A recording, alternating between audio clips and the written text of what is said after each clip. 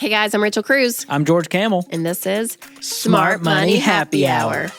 This is the show where two friends who happen to be money experts talk about what you're talking about. Everything from pop culture, things going on in the world, and of course, money. And today we are talking about power couples. Power couples. I love saying it. It just feels good. Feels right. Feels These powerful. are the dynamic duos that you immediately think hashtag relationship goals. Yep. And especially when it comes to handling their money, we're going to talk all about net worth, combining finances, all of it, and getting on the same page, George, because it's so important, you know. That is the key. We talk about it all the time on this show, on the Ramsey show, and all the shows we do. You got to be on the same page when it comes to finances.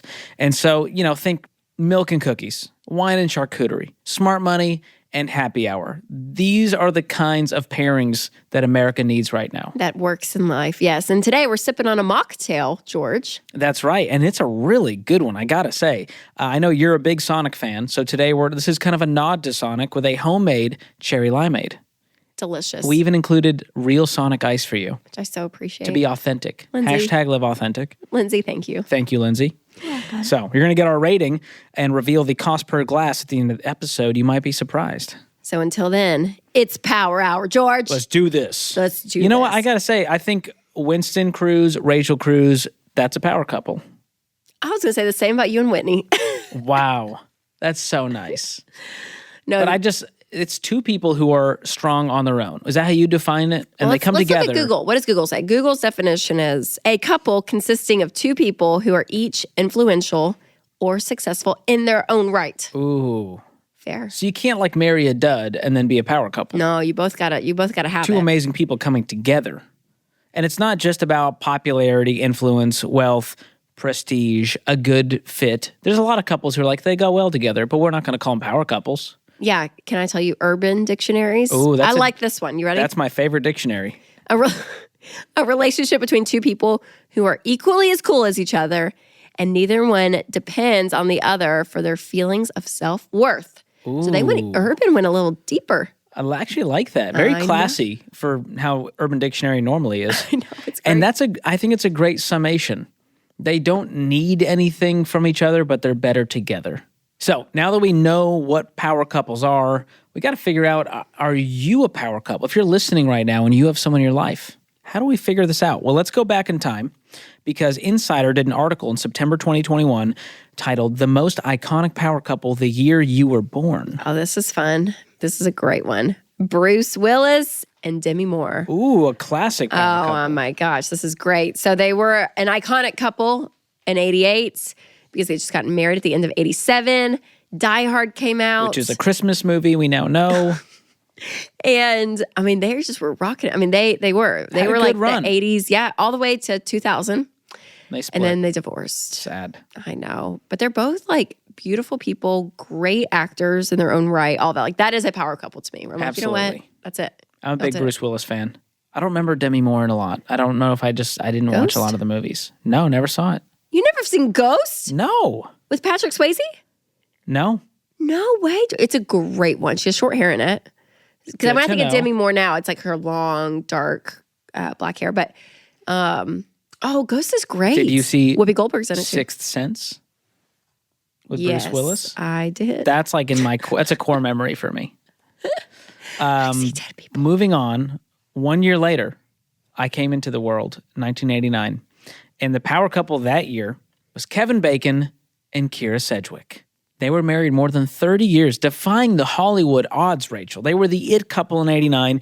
They had just gotten married, both had major career wins. Kyra was on Born on the 4th of July with Tom Cruise, and Kevin was starring The Big Picture.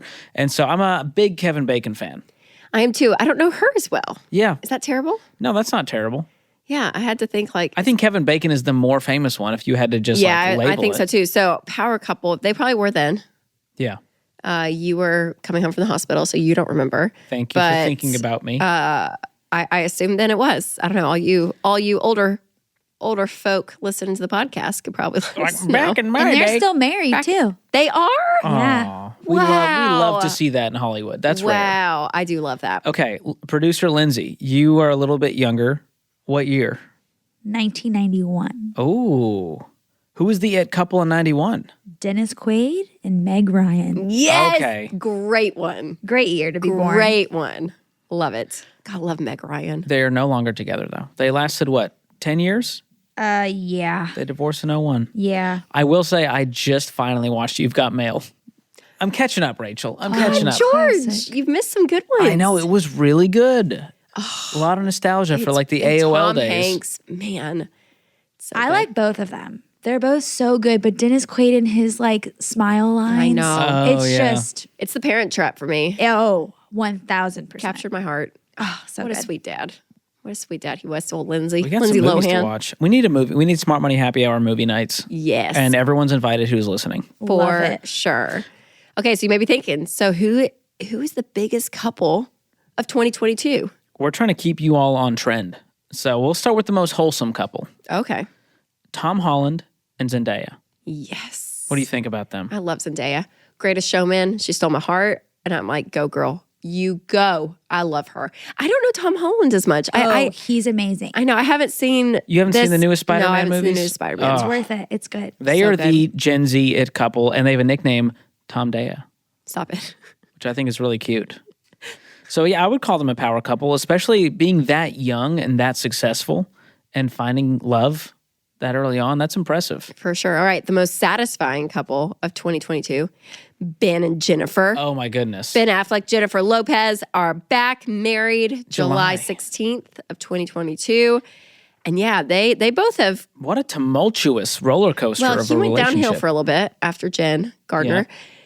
So yeah, I'm not sure where Ben is. I haven't talked to him in a little bit, but we It's hope been a he's on. while We hope since he's he's on the up.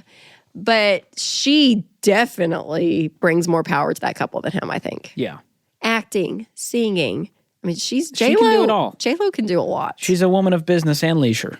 Yeah, so combined, their net worths are $550 million, Not bad. and $400 million of that is J-Lo's. So my knee jerk was correct. Well, this is a good teaching, though, for women who are more successful, right? Just by, Why do you put that in air quotes, George? well, because I'm saying like success is such a like, Women are, I guess they're more. well, because success is like you're still a successful person, you know? It's like putting a worth on someone just Yeah, because of a yeah. dollar amount. Yeah. So all I'm saying Would that is, stress you out if Whitney made more than you? no. I always joke that I would be a great stay-at-home mom because I'm very like domestic, like love all the household Well, like you'd be a stay-at-home dad, but yeah. I know, but the joke is a stay-at-home mom. Yeah. More motherly than I'm not throwing the ball with Junior, all right? I love that name. Junior. George, you will. But anyways, yeah, but will. it's a real issue, I think, not that I don't have, but other guys out there, there's an insecurity among the men that they have to be doing better to be the breadwinner. So what are your thoughts on that, Rachel? Is that something that you think would be hard to grapple with for the man to be a stay-at-home dad and the wife is the breadwinner, that kind of situation? Oh, I think it totally depends on the couple and the man, right? I could see some guys saying, no, I feel a level of like worth going out and like making money and all that. What gets me though is if you're both working and the woman makes more. So I'd say it takes a level of security for a dude to be like, yeah, my wife is awesome and like kills it and makes more money and it's great. Yeah. Like I wanna that's support her and cheer her on. 100%. But I do think there's guys that could struggle with that, Yeah. right? Well, and if you're not on the same page and your banking isn't all connected, like it can feel like a competition. That's the thing. I know. That gets toxic. Because Winston and I, we've switched off depending on our years of work of who. And again, we are so integrated. We're not perfect, but like financially, like it really is one of those things. Like when it all hits the bank account, we just see the bank account total, Yes. and that's what we're looking at. Like it's not. We're not like splitting no one's hairs. like, well, 40% was from no, me. yeah, So yeah. don't be like that. No, Don't get so- married if you have that mentality. It's gross. Go to therapy first is all I'm saying. You got to figure out some stuff. That's right. Well, this brings me to my next point, Rachel. Have you heard of the term dink?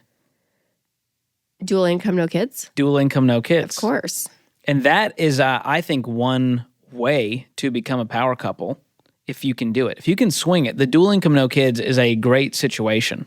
Yeah, for sure. And my wife and I, Whitney, we are currently dinkwads. Have you heard of that? What? Have you heard of this? No, I've not. Dual income, no kids with a dog. Dinkwad. Oh my. You're welcome, America. I can't. Oh no. I can't. Wow. It We happened. went there. It Somehow happened. the dogs I'm not just sure make how their way into how the every dogs episode. are constant. I think I but just they are. upset a lot of people, kind of intentionally, but also like, why are you angry at that? It's just an acronym.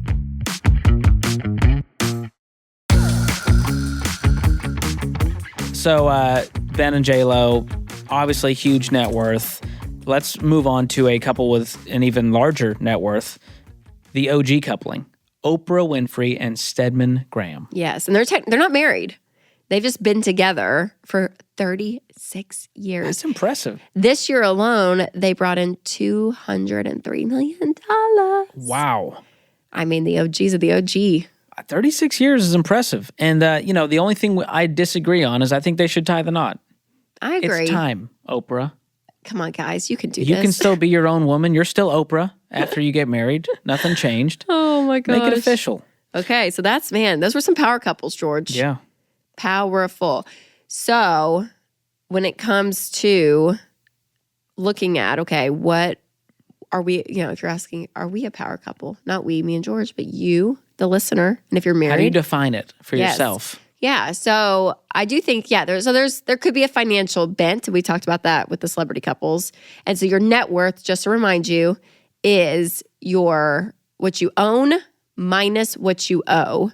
That is your net worth. So just if you've remember got, for an example, you've got $100,000 in retirement, but you're $60,000 in debt, just that alone means you'd have a $40,000 net worth. That's right. That's the only piece of the equation. Yes. And a mortgage, right, is even a bigger piece of that. Yes. So, yeah. So you can look really wealthy, but be $700,000 in debt and not have a high net worth. That's right. So looking at that is key when you're looking at the financial side of the power couples. So you look at Justin and Hailey Bieber.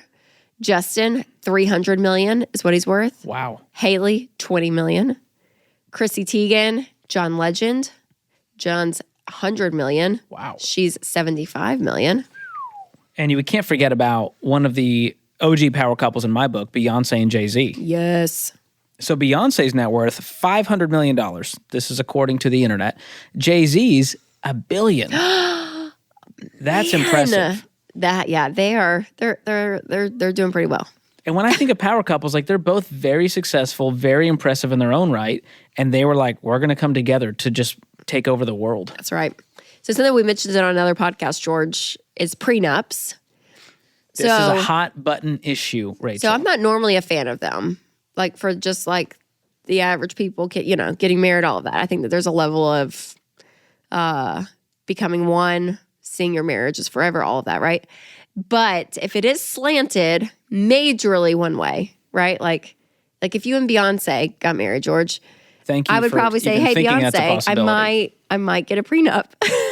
Yeah, if you make $40,000 and the other person makes $1 million or is coming in with a huge level of assets, then you may want to consider it. But if someone makes 40, the other makes 50, it's not like whoa, easy, you're going to take my wealth, I got to get a prenup. So we generally steer against it. Okay, so is yours more on what they're making currently or what they're worth? Because mine's more what they're bringing into the marriage. Agreed. That's a factor in there. Yeah, okay. So mine's less about salary. Because that can change. That can fluctuate. Yeah. Mine's more like your assets. Yes. We've got 7 properties and a giant retirement account, all these investments. Right. And you're bringing in, and it's not really about the other person. It's more about the crazy family dynamics and what could happen. That's right. If things go south and all of a sudden, Aunt Karen's involved, you just don't want to have a messy relational situation on top of financial one. That's right. But regardless of prenup or not, combining your finances and being one as a couple, whether you're, Hailey and Biebs or Rachel and Winston, That's right. And I put them on the same level in my book. Me too. But combining your finances, it's been great though, because studies are coming out, George, saying that couples are happier when they combine their finances. We have been saying this from the days long. Rachel, can I say, it's one of your most controversial takes. Whenever you post anything that's you need to combine bank accounts, the comment section people is hate so me. toxic. It's unbelievable. What's behind that? What's the general sentiment? Well, because there is the extreme, small percentage, but if there's abuse or addiction, if there's stuff like that going on, then yes, you need to protect yourself. But most couples are but just for like, the I want average my couple- freedoms. My freedoms, Yeah, Rachel. that you're my going to like, independence. or like don't depend on a man. You know, I hear that from women sometimes and like, Or on the other side, men are like, you can't trust women. Never combine bank accounts. They'll clean you out for all your worth. yeah, that or like I make all the money. I should be able to have more say. Like Gross. it's just this division in a marriage that's supposed to be a unifier, right? And so it's one of those things. It's like, y'all combine them. Yeah. Be one. Be a team. Because when you're going to build wealth and hit your goals and win with money, you do it so much faster when you're on the same page as a married couple and you see yourselves as one. Here's the proof. Here's the stats. Federal Reserve found that married couples between 24 and 34 can have a net worth up to 9 times as high as single households. That is shocking. So just marriage alone is an indicator that you're going to build wealth. Well, that and you're two people bringing two sets of assets, two salaries together as one, right? So like that, it's automatically going to double. But 9 times, Shocking. that's a lot. So here's the median net worth they found, and it varies drastically by marital status. So single folks, median net worth was a little over $7,000. Cohabitating couples that aren't married but they're living together, $17,000. But when you move to married couples, the number jumps to $68,000. That's shocking. Yeah, for sure. I mean, and for a lot of couples, you know, that's their real estate, right? If you own a home together. More likely to be homeowners if you're married. Yep. So that's going to jump up that value too, for sure. But, you know, I do think that when you are married, and it's not that a single person can't build wealth. That's not what we're saying. But there is a power when two people come together with two salaries, if you're both working, especially people getting married later. It's like you have your own investments and bank accounts. Like you're doing these two lives that are coming as one, and it's like this explosion. And it happened, and it's even greater when you're like, yeah, we're together on this. We're not going to stay divided in it in a marriage. And Rachel, you and I mean, this stems from a biblical point of view that you should combine, that 2 is better than 1. But what is the natural human parts of combining finances? Like, what does it make couples do? Yeah, I mean, I think on like an emotional level, there's just something about saying like, you have every part of me, even Just my that paycheck. letting go. Yeah, and that like we're together in this. Because I do think in marriage, when you have a successful marriage, I mean, whatever that means, I guess that could mean so many things. But there is an element of serving each other in a marriage, a selflessness that it's like, hey, I'm here to do this with you. Me. That's right. Yeah. And I think that like there's an element there. And then on just a tactical level, George, like when you're working together, I know for Winston and I, like when we're looking at our budget, we like do a month and we just say, okay, let's look at the month. I'm like, oh yeah, you know, kids get out of school here. Like you end up starting talking about calendars. You start talking about life. You know, it's someone's birthday and you're like, okay, yeah, it's that person's birthday. You got a plan for your life. Yeah, and you're just, and again, money's just integrated in it. So there's like a tactical side too that like when we're working together with our money, we're working together in our life. So having that shared vision, creating those shared goals, making a plan together, trusting each other, that's a big part of combining bank accounts. I think there's a lack of trust there at the heart of it. Yeah. And you need to dig into that. And if we joke about it, but really, like go to counseling, go to therapy if there are trust issues. Yep. Because there's something behind that. And you will unlock something amazing if you can power through that. Yep. And learn to trust each other, joining bank accounts. For sure. And again, if you're single, this is not like a, you can't They've tuned out by now, Rachel. They're like, they forgot about me. No. We love you, single folks. Yes, for sure. So yes, you can create great habits. And the great thing about being single is like, you're the only one responsible for you. You know, like some married couples, it's hard to be like, gosh, my wife won't get on board or my husband won't get on board. It's one of the biggest questions we get. There's an empowering thing for you singles out there to win. The key is you need accountability. So like find a friend who's also wanting to get better with money, someone to hold you accountable, to check in with you. Because it's easy just to like go do the thing you want to do and go spend money shopping or eating out and have no one to be like, hey, didn't we say we were going to like be on a budget and not do that because we're trying to pay off some debt? Yep. So you need someone like that in your life, even if it's not your spouse. All right. So real power couples, George. Yes. The money, the finances have a play in it. But also, they probably are great goal setters. They have vision. Like, they are looking out there. Like, I don't think Beyonce and Jay-Z just, like, happen to become what they are.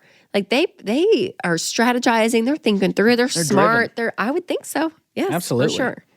So the word that comes to my mind when you think about these couples is unity. They are unified in a lot of ways, and finances is just part of that. And, both individuals in each marriage, they're dedicating their time, energy, money, and lives towards the same vision. And I think that helps you go further and it helps you go faster. Yes, I think about like Barack and Michelle Obama, I feel like they chase the same causes. Like I see them together.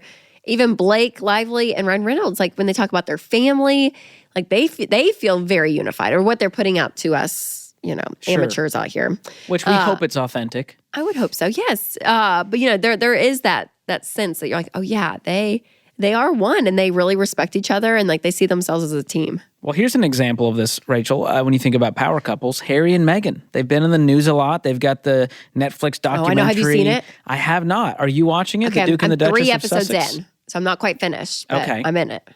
Well, they talk about in the first few episodes, from what I understand, and you can vouch for this, the work that they were the most passionate about as individuals, which is, service to others, is what helped them mesh so strongly as a couple while they were dating. So Yes. they bonded over that. Yep. And he said that she reminds him of his mom, of his late mom, Princess Diana, because of her heart for all that service. So yeah, so there was something about even before them becoming a couple that like she was doing that anyways, right? And that like so spoke to his heart, which Yeah. I love that. like Regardless of your opinion of Harry and Or Meghan, Meghan. there are lots of opinions out there. Whew. But they did individual great work together, and then they came together. They can continue it. They're passionate about different types of service work. It's not all the same. And so just a call out that you don't have to like all love the same things as a couple. You and That's Winston fair. love very different things, Yes. but you have a shared purpose and vision at the end of the That's day. right. That's right. I love that. Yep. You're not going hunting with Winston most of the time. No. What does Winston like to do? sorry. What's his things? Oh, yeah. Hunting, camping. You know what he's been doing recently? He's going to kill me. He's going to be like, Rachel. Is he playing music? Oh, yeah. He plays music. Yeah. And I don't play music. Sourdough bread, though. Wow. He went through a whole phase back in like 2017. Before COVID. Yeah. He was like Before it was cool. Yep. And he got a starter again because his died. Because they die, if you don't feed them. It's like a Tamagotchi. I know. Just like it. So now the sourdough bread's been cranking out, and I don't do that either. So we have different passions in life. That is very true. I love to read. He doesn't as much. So yeah. He's a Renaissance man. I just want to put that out there. We should Do it all all. aspire What about to you be and- as you and well-rounded. Whitney? I don't think I'm as interesting as, I play music, not as much as I used to. Yeah. Whitney, what is she like? She loves fashion. She loves interior design and decorating. We both love comedy, so we'll try to see comedy shows or That's watch fun. comedy specials on Netflix and things like that. We love foods. We love amazing experiences, going out Yes. to eat, trying new things.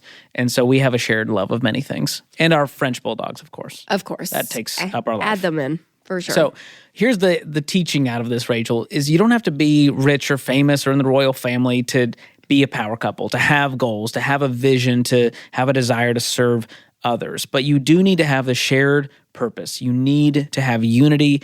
You've got to sit together, go on a dream date and go like, what do we want our lives to be a year from now, 5 years from now? What are we going to do to get there? And there's an amazing bonding that happens when you sit down as a couple with that intentionality. Yeah. And yeah, I think for anyone in life, married or not, you don't get somewhere by just like happening to show up. You're like, oh, here I am. Like when you actually intentionally look out and say, okay, that's what we want. That's the kind of marriage we want, or that's the kind of career I want, or that's the kind of health that I'm wanting. Like you go and you kind of point and say, okay, I'm going to go after and put things in my life that are going to set me up to win in those areas. It's just being intentional. That's the whole Yes. thing. So instead of living life just like, oh, as it comes, again, you don't have to be crazy about it, but at least have a focus and that dream, that goal out there. Doing, having that is really important, especially if you're married, being on the same page. Well, as we co-host the Ramsey show, Rachel, we have a segment on there called the Debt-Free Scream, and single people, couples, families come from all over the country to celebrate their debt-free journey of getting out of debt. And it's amazing. They always say that it brought them closer together as a couple, and one of the keys to getting out of debt was being on the same page and having that unity. And so it's amazing the connection point between winning with money and winning with marriage. Yep, 100%. Love it. So much George, good stuff here. this is so good. We got real.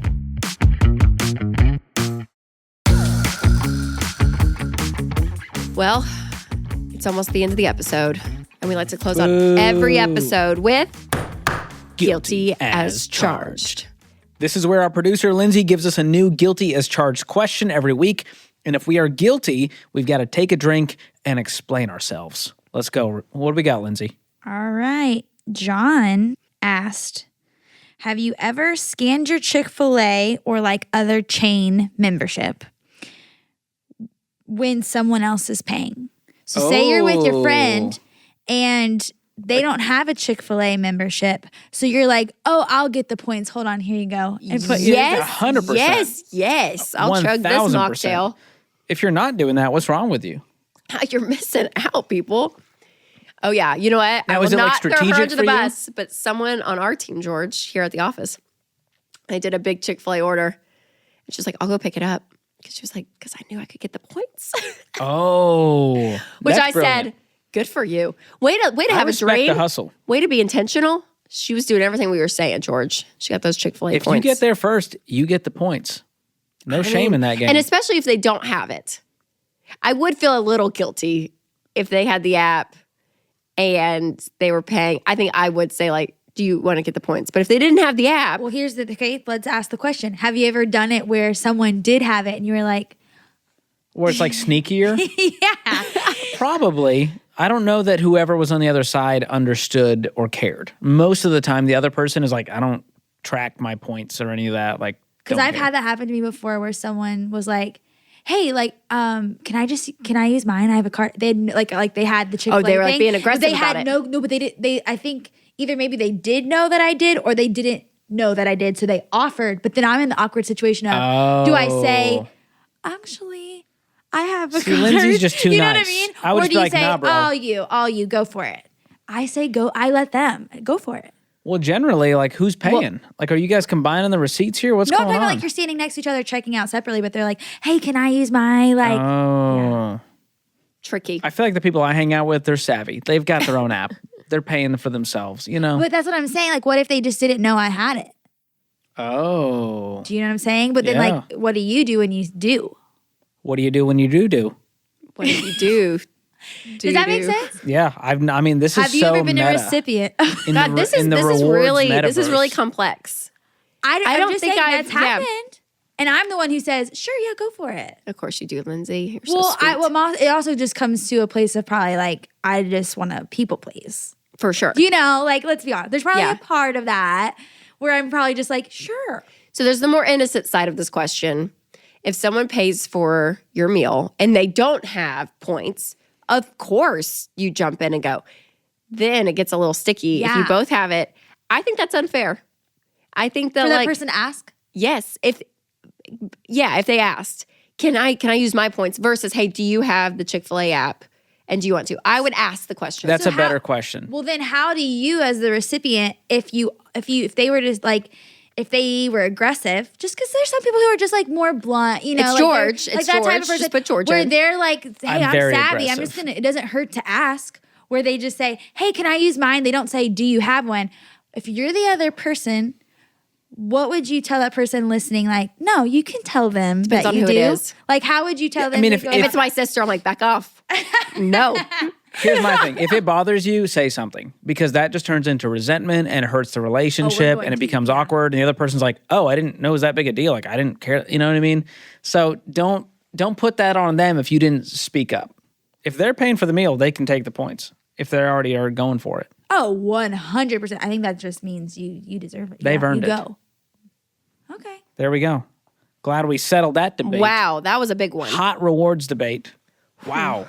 All right. If you've got more guilty as charged questions, we want to hear them. So DM us on Instagram at Rachel Cruze, at George Kamel with a K, and we might use it in a future episode.